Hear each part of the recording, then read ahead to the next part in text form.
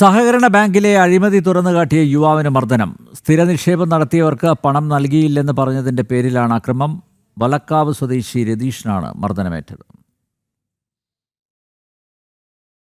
Thrissur മൂർക്കിനിക്കര service സഹകരണ bank, ഒലക്കാവ് കാർഷികേതര തൊഴിലാളി സഹകരണ സംഘം എന്നിവിടങ്ങളിലെ അഴിമതിയാണ് യുവാവ് തുറന്നു കാട്ടിയത്.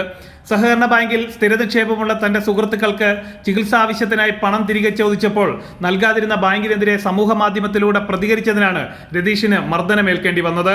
കഴിഞ്ഞ ദിവസം രാത്രി കാറിൽ വരുന്നതിനിടെ CPM പ്രവർത്തകൻ അർജുനാണ് തന്നെ മർദ്ദിച്ചതെന്ന് രതീഷ് പറഞ്ഞു. കാർഷികേതര തൊഴിലാളി സഹകരണ സംഘം എന്ന് പറഞ്ഞൊരു സംഘമുണ്ട്.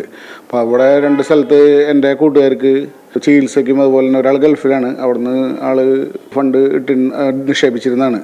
ആ ഫണ്ട് കിട്ടാത്തതിനെ പറ്റി സോഷ്യൽ മീഡിയയിൽ അവർ തന്നിരുന്ന വോയിസും അതുപോലെ തന്നെ അവർ ഫേസ്ബുക്കിൽ ഷെയർ ചെയ്തിരുന്ന ഇതൊക്കെ നമ്മൾ ഇട്ട് സംസാരിക്കാറുണ്ട്. അപ്പോൾ അതിൻ്റെ വൈരാഗ്യത്തിൽ ഞാൻ ഇന്നലെ ജോലി കഴിഞ്ഞ് വരുമ്പോൾ കാറ് തടഞ്ഞ് എന്നെ കത്തി കൊണ്ട് കുത്താൻ നോക്കി. കരുവന്നൂർ സഹകരണ ബാങ്കിൽ അഴിമതികൾ അടക്കം ചൂണ്ടിക്കാണിച്ചുകൊണ്ടാണ് രതീഷ് വാട്സപ്പ് ഗ്രൂപ്പിൽ ചർച്ച നടത്തിയത്. പണം നിക്ഷേപിച്ചവർക്ക് എന്തുകൊണ്ട് തിരിച്ചു കൊടുക്കുന്നില്ല എന്ന ചോദ്യമാണ് CPMകാരെ ചൊടിപ്പിച്ചത്. മർദ്ദനത്തിൽ പരിക്കേറ്റ് തൃശൂരിലെ സ്വകാര്യ ആശുപത്രിയിൽ കഴിയുന്ന രതീഷ് പോലീസിൽ പരാതി നൽകിയിട്ടുണ്ട്. ജനം, തൃശൂർ.